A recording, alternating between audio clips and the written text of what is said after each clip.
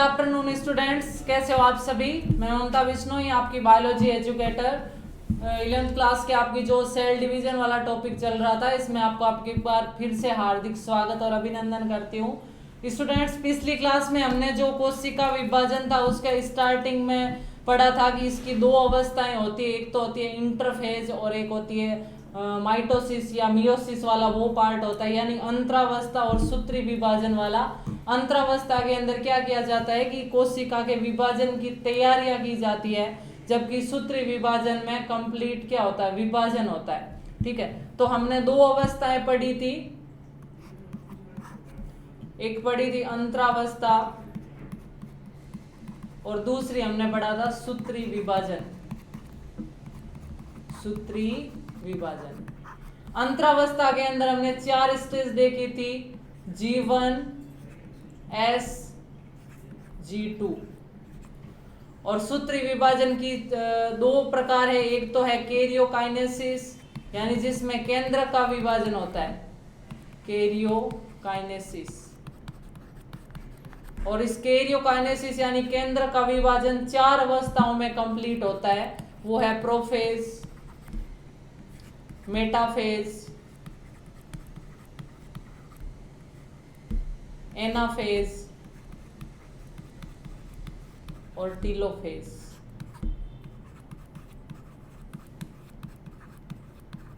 ठीक है, और उसके बाद केंद्रक विभाजन कंप्लीट होने के बाद क्या होता है, कोशिका द्रव्य विभाजन, उसको बोलते हैं साइटोकाइनेसिस।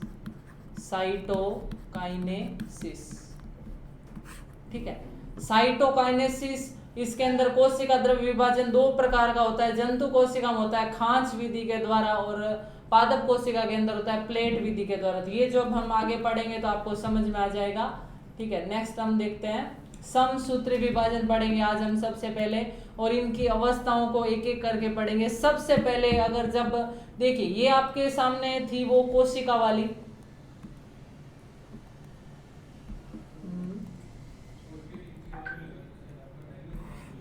जो हमने शो किया था इस पूरी कोशिका की सेल साइकिल को एक पहिए के समान संरचना के रूप में। उसमें सबसे पहले हमने देखा था कि कोशिका की विभाजन के लिए तैयारियां किस प्रकार हो रही है, वो देखा था हमने तैयारियों वाली। तो उसको बोला था हमने अंतरावस्था, यानी ये कोई कोशिका है, इसके अंदर पूरा कोशिका चक्र चल रहा है। तो इसके अंदर जो लगभग 95% भाग होता है, उसके अंदर क्या होता है,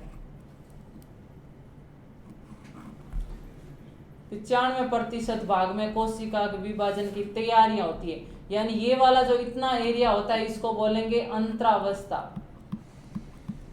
और इस अंतरावस्था के 4 पार्ट थे, 3 पार्ट थे, जिसमें हमने देखा था G1, S और G2। और जिस कोशिका को आगे विभाजन नहीं करना है वो G1 से कहाँ चली जाएगी, G0 में, G0 में चली जाएगी। और यहाँ तक अपने कंप्लीट हो गया था अंतरावस्था। उसके बाद स्टार्ट होता है कोशिका विभाजन या सूत्री विभाजन। तो हमने कल पिछली वाली क्लास में ये तीनों पढ़े थे, G1, S और G2। G1 में हमने देखा था कि इसमें कोशिका उपापचयी रूप से सक्रिय होती है, परंतु इसमें डीएनए की प्रतिकृति नहीं होती है। फिर S वाली प्रवस्था में क्या होगी, डीएनए की प्रतिकृति होगी। G2 के अंदर किसका निर्माण होगा, प्रोटीन का निर्माण होगा। यानी कोशिका में गुणसूत्रों की संख्या बढ़ाने के लिए जो आवश्यक कच्चा पदार्थ चाहिए था, वो कच्चा पदार्थ हमने तैयार कर लिया है। अब हमें क्या करना है, अब हमें इस पदार्थ को मिलाकर, यानी डीएनए, आरएनए और हिस्टोन प्रोटीन को मिलाकर हमें पहले तो गुणसूत्र बनाने हैं, उनकी संख्या बढ़ाएंगे। फिर हम क्या करेंगे, उन गुणसूत्रों को 2 अलग अलग भागों में बांटेंगे और फिर हम उस केंद्र को विभाजित करेंगे और 2 कोशिकाओं का निर्माण करेंगे। तो हमने अभी तक कल पिछली वाली क्लास में अंतरावस्था को पढ़ा था, आज हम पढ़ेंगे सूत्री विभाजन, यानी वह अवस्था जिसमें वास्तविक रूप से विभाजन हो रहा है, वो आज हम पढ़ेंगे। और इसके अंदर हम 4 अवस्थाओं को पढ़ने वाले हैं, प्रोफेज, मेटाफेज, एनाफेज और टीलोफेज। इन सब अवस्थाओं को हम पढ़ने वाले हैं। ये हो यहाँ तक हो जाएगा आपके केंद्र का विभाजन, और फिर जो यहाँ पार्ट बचेगा वो क्या होगा, कोशिका द्रव्य का विभाजन। साइटोकाइनेसिस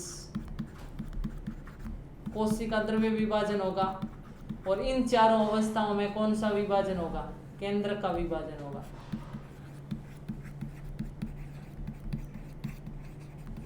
ठीक है, तो हम आज जो पढ़ने जा रहे हैं वो हम पढ़ रहे हैं केंद्रक विभाजन की चारों अवस्थाएं। हमने विभाजन की तैयारियों वाली अवस्था को पूरा पढ़ लिया, अंतरावस्था। अब हम क्या पढ़ने वाले? अब हम पढ़ने वाले केंद्रक के विभाजन वाली अवस्था।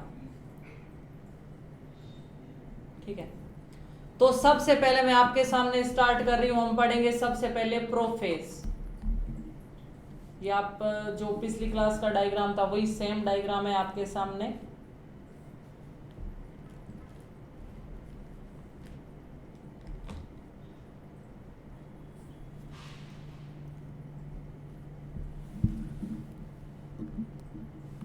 तो देखिए, नेक्स्ट सबसे पहले हम पढ़ रहे हैं प्रोफेज। देखो, प्रोफेज क्या होता है कि जैसे ही कोशिका विभाजन स्टार्ट होगा, सबसे पहले जो अवस्था आएगी वो अवस्था क्या कहलाएगी? प्रोफेज अवस्था। यानी इसमें क्या होगा कि केंद्रक के अंदर ये कोशिका है, कोशिका के अंदर क्या है? केंद्रक। अब इस केंद्रक के अंदर क्या होगा कि डीएनए, आरएनए और हिस्टोन प्रोटीन को मिलाकर गुणसूत्र बनना स्टार्ट हो जाएंगे। ये छोटी छोटी लड़ियां बनेगी पहले, जिनको हम क्रोमेटिड बोलते हैं,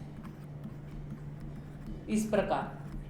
यानी जब प्रोफेज प्रारंभिक होगी, आपके बुक्स में भी ऐसा डायग्राम था कि प्रारंभिक पूर्वावस्था यानी प्रारंभिक प्रोफेज, इसको आप हिंदी में बोलते हैं पूर्वावस्था। जो प्रारंभिक प्रोफेज थी, इसमें जो गुणसूत्रीय पदार्थ होते हैं वो क्या करते हैं? संघनित होना प्रारंभ कर देते हैं और संघनित होकर प्रारंभ होने लगते हैं। ये प्रारंभिक अवस्था है। और फिर जब प्रोफेज पूरा होने लगेगी तो इसमें क्या होगा? ये कोशिका है, कोशिका के जो केंद्रक झिल्ली है ना, केंद्र की, वो धीरे धीरे विलुप्त होना स्टार्ट कर देगी। और इसके अंदर जो भी कोशिकीय पदार्थ है, जैसे जो कोशिका के अंग है, अंतःप्रद्रवी जालिका, गोल्जिका, लाइसोसोम, यानी यहाँ पर ये उपस्थित है अंतःप्रद्रवी जालिका, यहाँ पर गोल्जिका, लाइसोसोम, माइटोकॉन्ड्रिया। लेकिन लेट प्रोफेज यानी पूर्वावस्था के अंत तक ये संरचनाएं विलुप्त हो जाएगी और धीरे धीरे केंद्रक झिल्ली भी विलुप्त हो जाएगी और गुणसूत्रीय पदार्थ से गुणसूत्रों का निर्माण होने लगेगा। ये गुणसूत्र की लड़ियां निर्मित होने लगेगी। ठीक है, ध्यान रखना। यानी गुणसूत्रीय द्रव्य संघनित होकर ठोस गुणसूत्र बनने लगते हैं और गुणसूत्र दो अर्ध गुणसूत्रों का बनने लगता है, यानी दो लड़ियों से बना हुआ होता है गुणसूत्र, इस प्रकार का। तो ध्यान रखना, जो प्रारंभिक पूर्वावस्था होगी इसमें तो सबसे पहले डीएनए, आरएनए और हिस्टोन प्रोटीन को मिलाकर गुणसूत्र का निर्माण होने लगेगा, गुणसूत्र संघनित होने लगेगा। और जैसे जैसे पूर्वावस्था समाप्त होगी उसमें क्या होगा? जो गुणसूत्र है वो कंप्लीट बन जाएगा। इसके अंदर प्रत्येक गुणसूत्र दो क्रोमेटिड का बना होगा और धीरे धीरे केंद्रक झिल्ली है वो विलुप्त होने लगेगी और कोशिका के जो अन्य अंग है ना वो भी क्या होंगे? धीरे धीरे विलुप्त हो जाएंगे। तो ये है प्रारंभिक पूर्वावस्था, प्रारंभिक पूर्वावस्था, और ये है पश्च पूर्वावस्था, पश्च पूर्वावस्था।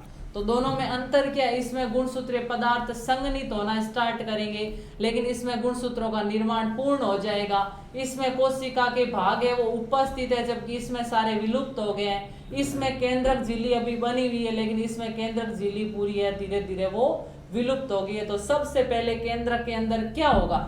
हमने सबसे पहले, इससे पहला था अंतरावस्था, इंटरफेज पढ़ी थी, जिसमें हमने ये जो अंदर मटेरियल है इनको बनाने के लिए इनका निर्माण किया था। यानी ये जो गुणसूत्र बनाने के लिए हमें तीन चीजें तो चाहिए। गुणसूत्र बनाने के लिए हमें चाहिए DNA plus RNA plus histone protein. तो इन तीनों का निर्माण हमने किस अवस्था में कर लिया था? इन तीनों का निर्माण हमने कर लिया था अंतरावस्था के अंदर। इस अवस्था के अंदर हमने इन तीनों का निर्माण कर लिया था। अब इन अवस्थाओं के अंदर हमें इन पदार्थों से गुणसूत्र बनाकर उनकी संख्या को बढ़ाकर उनको बांटना है कोशिकाओं के अंदर। ये हम पढ़ रहे हैं। सबसे पहले प्रोफेज के हम अवस्था हम पढ़ रहे हैं। प्रोफेज में क्या हुआ है? केंद्रक झिल्ली है वो विलुप्त हो गई है, केंद्रक झिल्ली विलुप्त हो गई है, कोशिका के सारे अंग भी विलुप्त हो गए हैं और गुणसूत्र क्या हो गए हैं? संघनित हो गए हैं। यानी प्रत्येक गुणसूत्र है वो 2 क्रोमेटिड से बन गया है।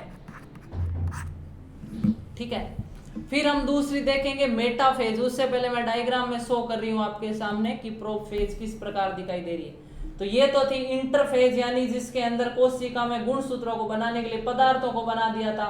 पदार्थों को बनाकर ये वेस्ट मटेरियल, ये जो भी मटेरियल है इसमें डीएनए भी है, हिस्टोन प्रोटीन सबको डाल दिया। लेकिन प्रोफेज के अंदर इस संरचना से क्या बन गए? गुणसूत्र बन गए। देखिए ये अवस्था है प्रोफेज, या हम इसको बोलेंगे पूर्वावस्था।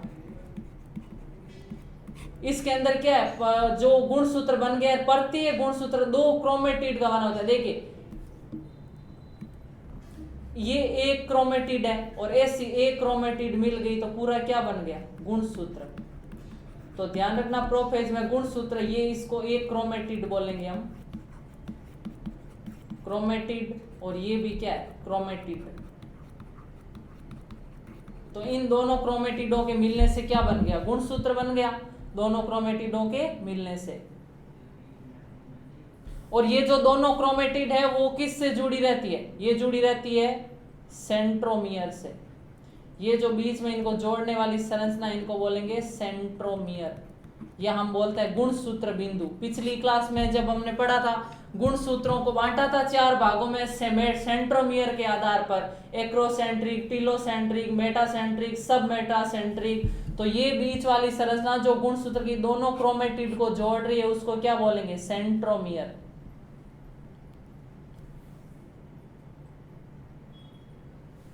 ठीक है, तो गुणसूत्र दोनों क्रोमेटिड से बना हुआ है।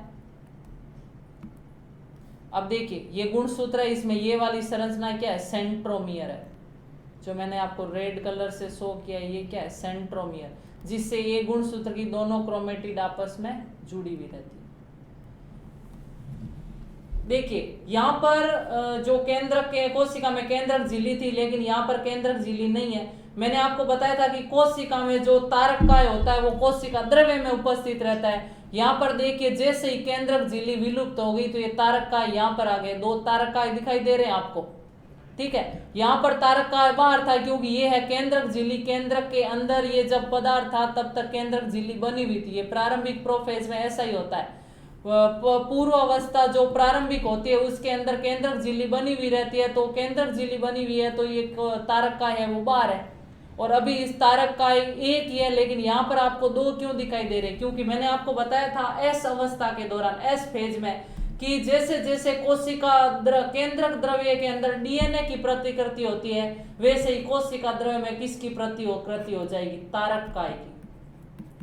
तारककाय या सेंट्रियोल जो हमने पढ़ा था कोशिका में कि ये संरचना कोशिका विभाजन में सहायता करती है। और ये संरचना अब आपके सामने आई है कि हमने जो पिछली क्लास में अवस्थाएं पढ़ी थी ना, कि G1, S और G2, मैंने बोला था कि S प्रावस्था में डीएनए की क्या होती है? प्रतिकृति होती है। ये होती है केंद्रक के अंदर, और उसी समय कोशिका द्रव्य में किसकी प्रतिकृति होती है? तारककाय, सेंट्रियोल, उसकी क्या होती है? प्रतिकृति होती है। तो देखिए ये यहाँ पर एक तारककाय था, लेकिन जैसे इसकी फोटोकॉपी होती है यहाँ पर कितने तारककाय बन गए? 2 बन गए। तो पूर्व अवस्था में आपको कोशिका किस प्रकार की दिखाई देगी? प्रारंभिक पूर्व अवस्था आपको बिल्कुल ऐसी दिखाई देगी जिसमें गुणसूत्र पदार्थ संघनित हो गए हैं, केंद्रक झिल्ली उपस्थित है। तारककाय पूर्व अवस्था में 2 होंगे। ये तो आपको इंटरफेज अंतरावस्था बताएगी, इसलिए इसमें तारककाय 1 ही है। लेकिन जैसे ही पूर्व अवस्था शुरू होगी उसमें तारककाय 2 होंगे, और धीरे धीरे गुणसूत्रीय पदार्थ संघनित होकर पूरा गुणसूत्र बना लेंगे। और गुणसूत्र की जो दोनों क्रोमेटिड होती है वो किससे जुड़ी हुई रहेगी? सेंट्रोमियर से जुड़ी रहेगी। तो ये है आपकी पूर्वावस्था। ठीक है, ये प्रोफेज यानी ये प्रारंभिक पूर्वावस्था और ये पश्च पूर्वावस्था।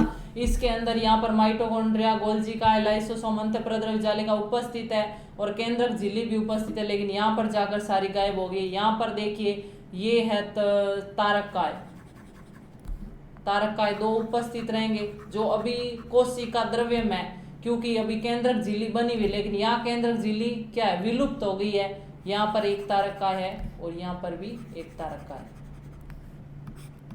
सेंट्रियोल भी बोल सकते हैं अपन उसको।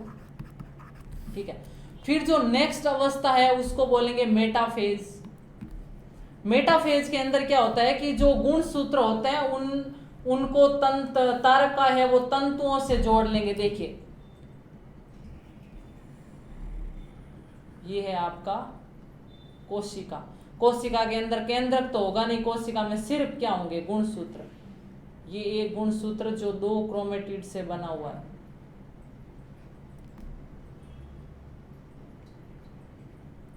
ये गुणसूत्र जो 2 क्रोमेटिड से बना हुआ है।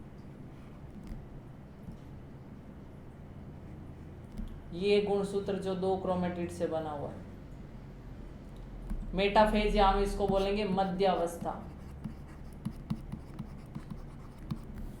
ठीक है। अब एक इधर तारक काय है और एक तारक काय इधर है। ये तारक काय भी अपने में से तंतु निकालेगा और ये तारक काय भी अपने में से तंतु निकालेगा। अब गुणसूत्रों के एक साइड से तो इस तारक काय का तंतु जुड़ेगा और एक साइड से इस तारक काय का तंतु जुड़ेगा। उसी प्रकार इसी गुणसूत्र से एक तारक का इधर बिंदु वाला, एक वाला इधर से जुड़ेगा, इससे भी एक इधर वाला, एक इधर वाला। और फिर ये क्या करेंगे, इधर वाला तारक काय थोड़ा सा इसको इधर खींचेगा, इधर वाला भी इसको खींचेगा। यानी ये इनका मकसद क्या है कि इनको बिल्कुल बीच में लाना, एक सीध में लाना। ये होती है प्रारंभिक मध्यावस्था। प्रारंभिक मध्यावस्था। और फिर धीरे अंतिम मध्यावस्था में क्या होगा, ये कोशिका झिल्ली है और ये इस प्रकार की संरचना हो जाएगी। ये सभी गुणसूत्र है वो बीच में आकर व्यवस्थित हो जाएंगे। क्यों हो जाएंगे बीच में आकर व्यवस्थित? क्योंकि दोनों तरफ के तारों ने इनको बिल्कुल खींच खींच कर इनको बीच में ले आए हैं। ये इधर वाला तारक काय और इसके तंतु, ये इधर वाला तारक काय और इसके तंतु। इसको बोलेंगे मेटाफेजिक प्लेट। मेटाफेजिक प्लेट यानी वह अवस्था जिसके अंदर गुणसूत्र है वो बिल्कुल इक्वेटर पर आकर, मध्य स्तर पर आकर जम जाते हैं और जैसी प्लेट जैसी एक संरचना बनती है उसको क्या बोलेंगे, मेटाफेजिक प्लेट।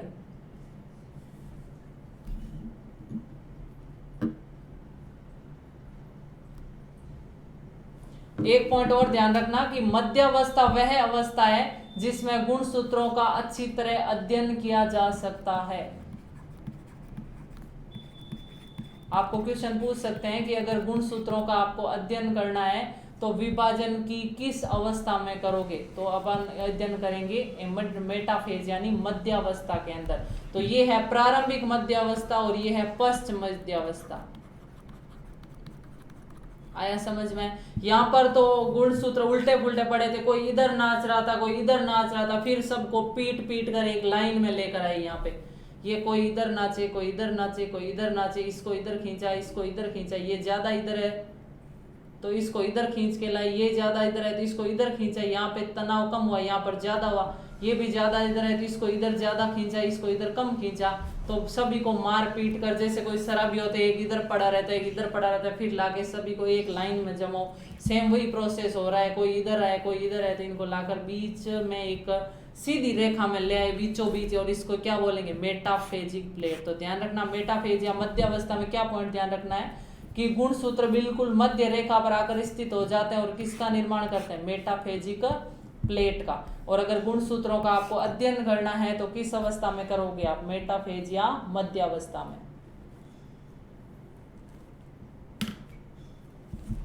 और ध्यान रखना जो मध्यावस्था में गुणसूत्र होगा वो कितनी क्रोमेटिड का बना होगा, क्रोमेटिड या अर्ध गुणसूत्र। देखिए 2 अर्ध गुणसूत्रों का बना है कि नहीं है, एक इधर वाली एक इधर वाली, 2 क्रोमेटिड से बना होता है जो आपस में किसके द्वारा जुड़े रहेंगे, ये आपस में जुड़े रहेंगे गुणसूत्र बिंदु के द्वारा। और ये जो गुणसूत्र बिंदु होते हैं ना, यहाँ पर इनके बीच ऊपर एक प्लेट पाई जाती है, उसको बोलेंगे काइनेटोकोर। और इसी काइनेटोकोर से ही तो आकर ये स्पिंडल तंतु जुड़ते हैं, काइनेटोकोर। काइनेटोकोर इनको क्या बोलेंगे, तरकु तंतु। जो तारक काय से तंतु निकलते हैं ना, इनको क्या बोलेंगे, तरकु तंतु। देखो ये स्ट्रक्चर इस प्रकार की होती है, ये गुणसूत्र है, इधर बना रही हूं, ये गुणसूत्र है, इसकी ऐसी स्ट्रक्चर है। ये क्या है, क्रोमेटिड, क्रोमेटिड है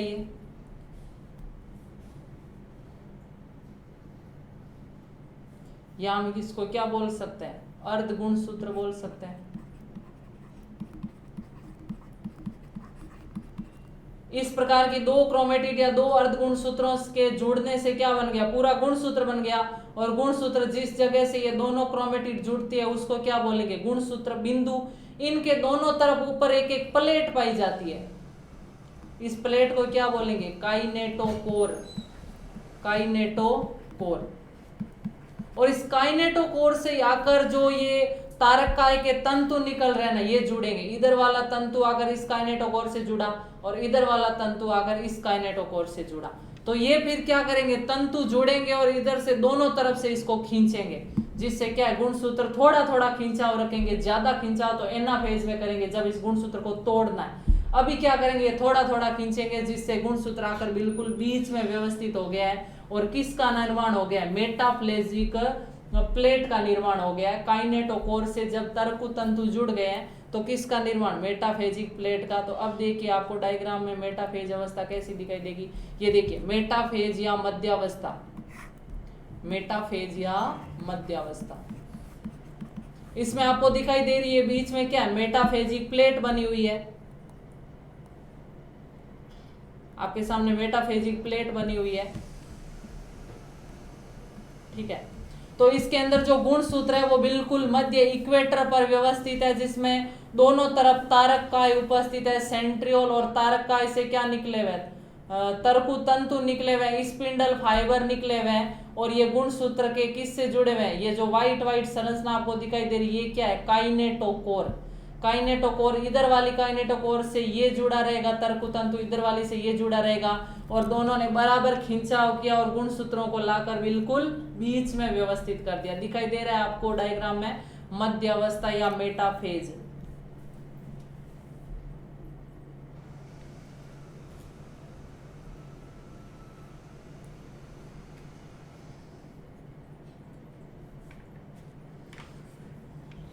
ठीक है, तो ये आपके सामने डायग्राम है।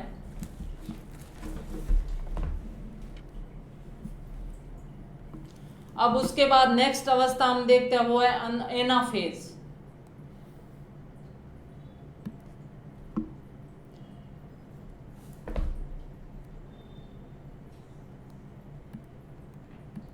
देखिए एनाफेज के अंदर क्या होगा कि जो ये बीच में गुणसूत्र थे मेटाफेज वाले, ये प्लेट है, अब इसके अंदर ज्यादा तनाव होगा और ये बीच में से गुणसूत्र टूट जाएगा। जैसे ये गुणसूत्र है, इधर से इस तरकु तंतु ने इसको खींचा, इधर से उसने बहुत ज्यादा तेज खींचा, तो इसका परिणाम क्या होगा कि ये गुणसूत्र बीच में से टूट जाएगा।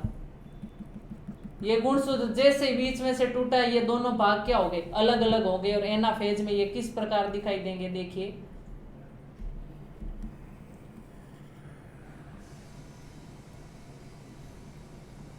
एनाफेज के अंदर इस प्रकार दिखाई देंगे।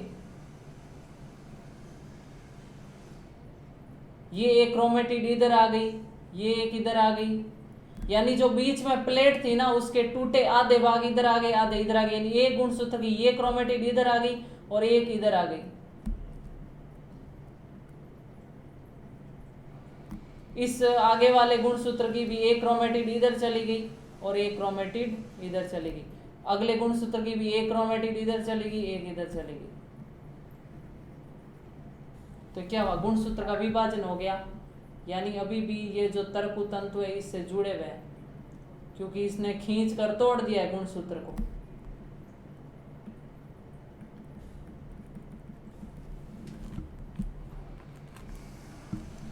अब तोड़ दिया तो इसको अवस्था को क्या बोलेंगे, एनाफेज बोलेंगे, या हम इसको बोलते हैं पश्चावस्था। एनाफेज या हम इसको बोल सकते हैं पश्चावस्था। इसके अंदर क्या हुआ, जो बीच की मेटाफेजिक प्लेट थी हमने देखी थी कि ये जो प्लेट थी इसके जो गुणसूत्र थे इसमें बहुत ज्यादा फिर इनमें तनाव हुआ, स्पिंडल फाइबर या तरकु तंतुओं में बहुत ज्यादा तनाव हुआ। जिस तनाव के कारण क्या हुआ, तनाव के कारण क्या हुआ कि ये प्लेट है जो काइनेटोकोर है इसने बीच में से तोड़ दिया, जिससे गुणसूत्र में जो दो क्रोमेटिड थी जिनको जोड़कर हमने गुणसूत्र बनाया था उसको वापस तोड़ दिया गया और अब ये क्रोमेटिड दोनों अलग हो गई है। अब ये जो क्रोमेटिड अलग हुई है ना, अब इसको हम क्रोमेटिड या अर्ध गुणसूत्र नहीं बोलेंगे, अब इनको क्या बोलेंगे, गुणसूत्र। यहाँ पर जैसे पहले 3 गुणसूत्र थे, देखिए ये मान लीजिए अभी मैं बता रही हूँ ये 3 गुणसूत्र थे, लेकिन जैसे ही आपने इसको तोड़ा तो क्या हुआ, आधे भाग इधर चले गए, आधे इधर चले गए। अब ये 3 गुणसूत्र माने जाएंगे, ये भी 3 गुणसूत्र माने जाएंगे, यानी गुणसूत्रों की संख्या डबल हुई कि नहीं, तो गुणसूत्रों की संख्या क्या है, डबल हो गई है।